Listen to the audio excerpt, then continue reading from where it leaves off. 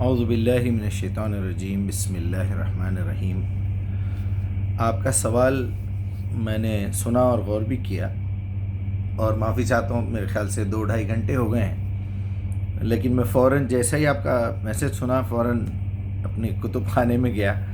یہاں لائبریری بھی ہے پاس میں، اور انٹرنیٹ سے جو بھی کلیکشن کرنا تھا کیا میں نے، اور تقریباً یہاں 2200 سے زیادہ کتب احادیث موجود ہیں الحمدللہ۔ اللہ کا بڑا کرم ہے، ہر چیز اویلیبل ہے، آن لائن بھی ہے، یہاں بڑی بڑی لائبریریاں ہیں اوقاف کی۔ اللہ ان لوگوں کو جو ہے اس کا اجر عظیم عطا کرے کہ معمولی بات نہیں ہے، آپ کو بر وقت ہر چیز مل جائے۔ بس یہ ہے کہ آپ کی دلچسپی، آپ کی کیا محبت ہے اللہ سے، اللہ کے رسول سے۔ تو بڑا مشہور ایک واقعہ پیش کیا جاتا ہے، جس کا میں آپ کو اردو ترجمہ پہلے سنا دیتا ہوں کہ چلیے راویوں کے اگر میں نام لینا چاہوں تو میرے خیال میں کچھ 30-35 راوی اس کے اندر ہیں۔ محمد اسحاق بن راہویہ، تو یہ ان کے بارے میں بہت سارے مفسرین اور بہت سارے محدثین جو ہے کلام کر چکے ہیں کہ یہ بندہ جو ہے کچھ بھروسے مند نہیں ہے، کیونکہ اگر آپ راویوں کو بھی دیکھیں گے تو کچھ راویوں کے نام نوٹ کر کے رکھنا پڑے گا، آپ کو اسماء اور رجال سے نکال کے دیکھنا پڑے گا، اور طبقات ابن سعد میں چیک کرنا پڑے گا کہ یہ راوی کا کیا کیریکٹر تھا، اور ان کا جو ہے کتب حدیث میں اور محدثین نے جو تحقیق کی ہے۔ اور اس کو اخراج مسلم سے بھی نکالا گیا ہے، تخریج الحدیث مسلم کے کتاب کا، اور اس کا نمبر ہے 5269، اور ابن حبان میں 944۔ اور یہ جو مسند اسحاق بن راہویہ ہے، جو کتاب المرضی میں انہوں نے نوٹ کیا ہے، اس کا روایت نمبر ہے 665۔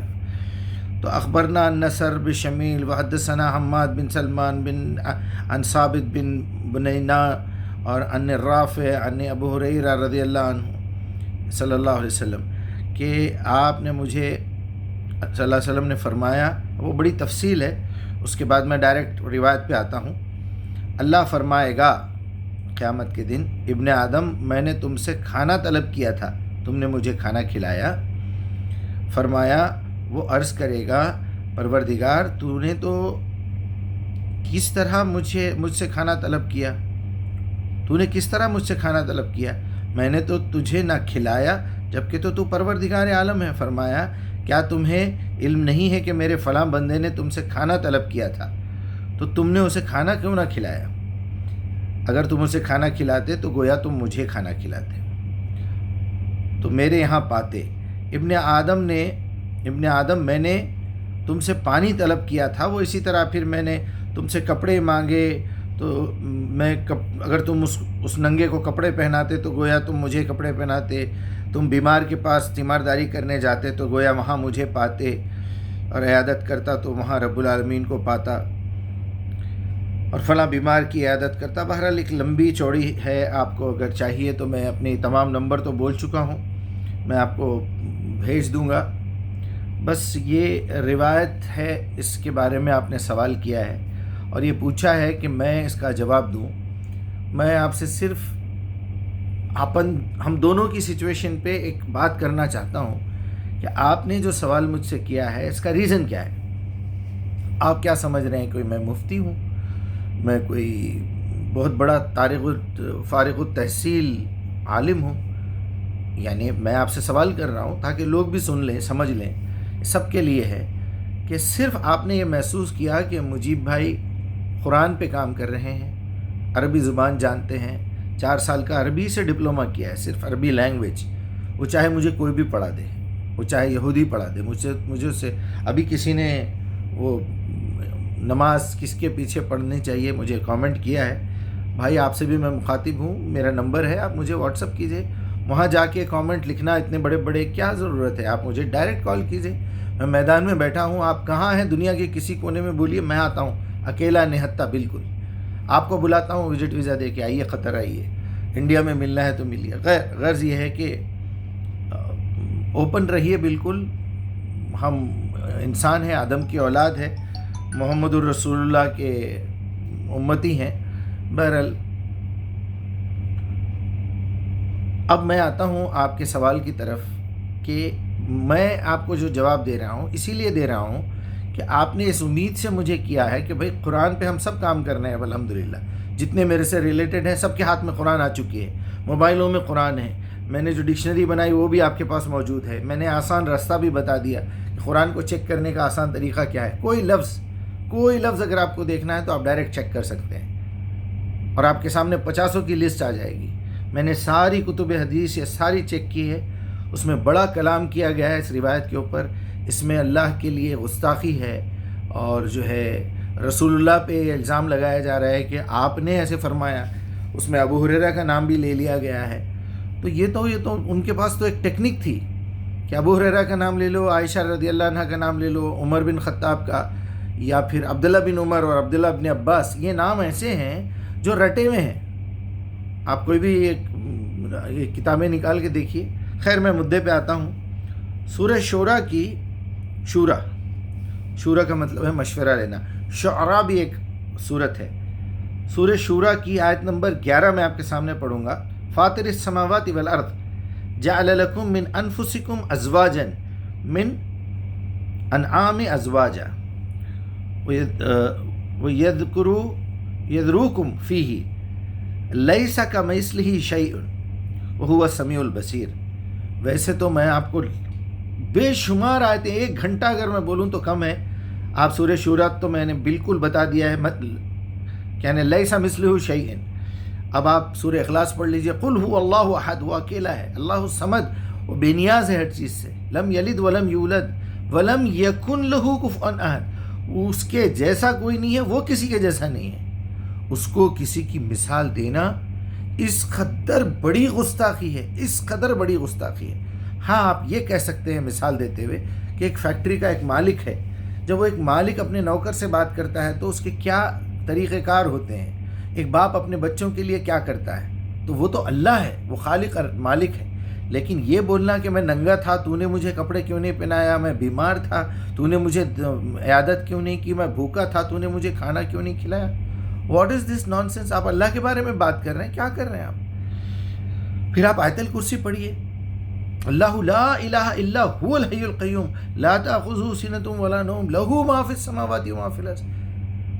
اور وہ کہہ رہا ہے کہ اس پوری کائنات ایک یعنی سمندر کے پانی کے قطرے کے برابر بھی نہیں ہے. کئی مثالیں موجود ہیں. پھر آپ احزاب پڑھ لیجئے. چلیے اب یہ مسلم شریف ابن حبان میں بھی 944 ہے, مسند اسحاق میں بھی 665 ہے. تو یہ کلیکشن میں نے کیا ہے. اب میں تھوڑا سا لاجیکل بات کر کے بات کو مکمل کرتا ہوں. دیکھیے, کچھ نہ کچھ آپ آنکھ کھولیں گے صبح میں تو آپ سب سے پہلے کیا کریں گے, اٹھیں گے, موبائل چیک کریں گے. آج کے دور میں کوئی آ کے نیند سے اٹھائے گا, آپ کو اذان کی آواز آئے گی. آپ کوئی بھی مسلک سے, کوئی بھی مذہب سے, کوئی بھی فرقے سے ہوں گے. ہندو ہے بیچارہ تو مندر جا رہا ہے, کرسچن چرچ کو جا رہا ہے, کوئی نہیں مانتا ہے خدا کو یا مانتا بھی ہے تو نس ایسا ویسا چلا اپنے کام پہ. بہرحال آپ نے کچھ نہ کچھ دیکھنا ہے, کچھ نہ کچھ سننا ہے اور کچھ نہ کچھ ریئیکشن دینا ہے. یہ آپ کی زندگی کی ایکٹیویٹی ہے. آپ سانس لینا ہے, پانی پینا ہے, کھانا کھانا ہے, ضرورت کے لیے جانا ہے, نیند لینا ہے, جسمانی خواہش جنسی معاملات میں سکون پہنچانا ہے, شادی کرنا ہے, بچے پیدا کرنا ہے.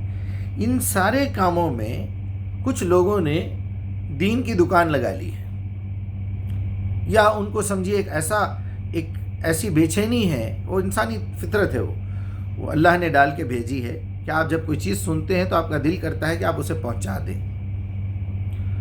تو اب یہ فطرت, چونکہ ہم کو یہ کام کرنا تھا, انبیاء کا جو کام ہے وہ عام انسانوں کو کرنا تھا, تو اللہ نے وہ فطرت ڈال کے پیدا کیا ہے. ہماری مشین کے اندر وہ پارٹ بھی موجود ہے. لیکن اس پارٹ کا اگر آپ غلط استعمال کریں گے, آپ کے پاس گاڑی ہے, آپ کے پاس ڈبہ ہے, اس میں رکھ کے کسی کو سامان پہنچانا ہے, آپ راستے سے پتھر چن کے لے جا کے پہنچا رہے ہیں, غلاظت اٹھا کے لے جا کے پہنچا رہے ہیں, لوگوں کا پھینکا ہوا کچرا لے جا کے پہنچا رہے ہیں, تو یہ آپ کی عقل پہ ڈیپینڈ ہے. اللہ نے تو پہنچایا, جو گاڑی تمہیں دی ہے, لائسنس دیا ہے, محمد الرسول اللہ کے امتی ہو, ٹریننگ لی ہے تم نے, گاڑی چلانا سیکھا ہے تم نے, لائسنس لیا ہے, تمہیں سارے سگنلز معلوم ہے، کہاں رکنا ہے، کہاں چلنا ہے، کہاں ریڈی ہونا ہے، کہاں گاڑی پارک کرنا ہے، کہاں کیمرے لگے ہوئے ہیں، اسپیڈ کیا مینٹین کرنا ہے، یہ ساری چیزیں آپ قرآن سے میچ کر سکتے ہیں۔ پھر اب تمہارے باکس میں جو موٹر سائیکل پہ آن لائن کھانا لا کے پہنچاتے ہیں، آن لائن سامان پہنچاتے ہیں، مٹیریل کیا دے رہے ہو تم؟ جو مٹیریل کمپنی نے تمہیں دیا ہے وہ دے رہے ہو، یا لوگوں کی لکھی ہوئی کتابیں، لوگوں کی باتیں پہنچا رہے ہو؟ اب بتائیے، اگر آپ کو یہ میٹر سمجھانا ہے، اس کا مدعا کیا ہے، اس پورے میٹر کا لب لباب کیا ہے، کریم کیا ہے، زبدہ کیا ہے، وہ یہ ہے کہ اللہ تعالیٰ یہ بتانا چاہ رہے ہیں، یا نبی صلی اللہ علیہ وسلم کہ تم کسی بیمار کی عیادت کرو، تم کسی بھوکے کو کھانا کھلاؤ، اور تم کسی بیمار کی مدد کرو، بہرحال جو بھی بندہ تکلیف میں ہے، ننگا ہے تو اس کو کپڑے پہناؤ۔ تو میں ایک سوال کرتا ہوں آپ سے کہ کیا یہ باتیں قرآن میں لکھی ہوئی نہیں ہیں؟ کیا آپ کو کہیں بھی ایسا چیریٹی کے بارے میں، بھوکے کو کھانا کھلانا ہے، یہ تو آپ کو کھلم کھلا لکھا ہوا ہے نا، کہ بھوکوں کو کھانا کھلانے کی ترغیب بھی نہیں کرتے یہ لوگ، کھانا کھلانا تو دور کی بات ہے۔ ان کافروں کی بات تو یہ ہے کہ یہ کسی کو اکساتے بھی نہیں ہے، کھلا دو بھائی بیچارے کو۔ کیا اللہ نے یہ کبھی نہیں کہا قرآن کے اندر؟ جب آپ کے پاس قرآن موجود ہے تو آپ کو کیا ضرورت ہے نبی کا نام لے کے جھوٹ بولنے کی، اور وہ بھی اس قدر گرا کے بات کرنے کی کہ اللہ ننگا تھا، اللہ بھوکا تھا، اللہ بیمار تھا؟ اعوذ باللہ۔ پھر یہ سبحان اللہ کا مطلب کیا ہے؟ سبحان اللہ کا مطلب یہ ہے کہ وہ تمام کمزوریوں سے پاک ہے، وہ نہ کبھی بیمار پڑتا ہے، نہ کبھی اس کو اونگ آتی ہے، نہ وہ کبھی سوتا ہے، اور وہ اللہ الصمد ہے، اس کو نہ بھوک لگتی ہے، نہ اس کو پیشاب پخانا آتا ہے، اس کو نہ نیند آتی ہے، اس کو کسی کی کوئی پرواہ نہیں ہے، وہ جب چاہے پوری کائنات کو ختم کر دے۔ یعنی آپ کو کتنی، کیا پوری قرآن پڑھ کے سناؤں میں کہ روایت کے پوری خلاف ہے قرآن، یا پوری قرآن کے خلاف ہے یہ روایت؟ تھوڑی تو عقل ہونا چاہیے۔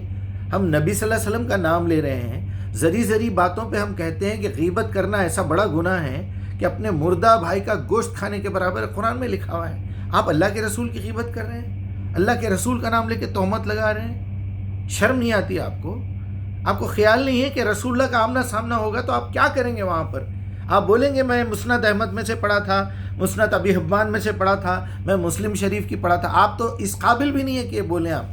آپ تو بولیں گے جی میں نے مولوی صاحب سے سنا تھا، میں نے مسجد میں ایک امام صاحب سے سنا تھا، وہاں امام صاحب جوتے کھا رہے ہوں گے، وہ آپ کے مولوی صاحب، یہ جو ابھی روایت آئی ہے میرے پاس، وہ وہاں ان کو فرشتے مار رہے ہوں گے جہنم میں۔ جاؤ، تمہارے مولوی صاحب وہاں کھڑے ہیں، تم کو عقل نہیں تھی؟ تمہارے ابا کا نام لے کے اگر کوئی غلط بات پہنچا دیتا کسی کو تو آپ بولتے تم پاگل تو نہیں ہو گئے؟ تم نے خامخواہ اپنے دوست کو آپ بولیں گے تم نے خامخواہ میرے والد کو بدنام کر دیا کہ انہوں نے دوسری شادی کی ہے، گھر میں تو تماشا بنا ہوا ہے ہمارے یہاں، جو جی میں آیا نبی کے بارے میں بول رہے ہیں، جو جی میں آیا۔ اچھا، اگر آپ کو کوئی مقصد، کوئی بات اچھی سمجھانا ہو تو کیا قرآن کم ہے؟ اس سے صاف ظاہر ہوتا ہے یا تو آپ قرآن سے بالکل جاہل ہیں، یا آپ قرآن کے دشمن ہیں، قرآن سے کافر ہیں۔ قرآن سے آپ کو انتقام لینا ہے کہ یہ کتاب کیوں آئی، یہ کتاب کیوں ہمارے سامنے پیچھے پڑی ہوئی ہے، ہمارے سر پہ ایک بوجھ بنا ہوا ہے، ہم مسلمان ہیں، کیوں ایسا؟ قرآن کو چھوڑنا، قرآن کی باتوں میں سے اصل بات جو چیریٹی کی ہے وہ سمجھانے کے بجائے آپ روایتیں لے کے اس میں ایسی گھٹیا قسم کی مثالیں دے کے اللہ کو بولنا ننگا ہے، اللہ کو بولنا بھوکا ہے، اللہ کو بولنا وہ مریض ہے۔ اعوذ باللہ، کیا ہو گیا ہے ہم لوگوں کو؟ چلیے کسی طرح کھینچا تانی کر کے، تعویل بنا کے، یہ کر کے، وہ کر کے، وہ ایسا ہے، وہ کیا، پھر آپ کو حدیثوں پہ بھروسہ نہیں ہے کیا؟ آپ کو بھروسہ نہیں ہے قرآن پہ؟ آپ کے پاس پڑھنے کی صلاحیت بھی نہیں ہے، آپ سمجھنا بھی نہیں چاہتے، آپ سننا بھی نہیں چاہتے، کیونکہ غلام بنے ہوئے ہیں، اور غلام بھی بخاری مسلم کے سیاستہ کے تو بعد میں ہوں گے، آپ تو اپنے مولوی کے غلام بنے ہوئے ہیں، اور اسی کو عبادت کہی ہے اللہ تعالیٰ نے کہ تم ساری غلامی چھوڑو، میرے غلام بن جاؤ۔ وَمَا خَلَقْتُ الْجِنَّ وَالْإِنسَ إِلَّا لِيَعْبُدُونَ، تمہاری زندگی میں نے دی ہی اس لیے ہے، تخلیق ہی اس لیے کیا کہ تم میری غلامی کرو۔ من شاء یؤمن من شاء یکفر، ماننا ہے مانو، انکار کرنا ہے انکار کر دو، بولو میں تیرا بندہ نہیں ہوں، میں تیرا غلام نہیں بننا چاہ رہا ہوں، مرضی کی زندگی گزارو، منع کس نے کیا ہے؟ آزاد ہیں آپ۔ بہرحال کافی دیر ہو گئی ہے، اللہ معاف کرے، اب تو آپ سمجھ ہی گئے ہوں گے کہ اس طرح کی یہ چیزیں اللہ محفوظ رکھے، رکیے، سوچیے، بولیے، لوگوں سے بات کیجیے۔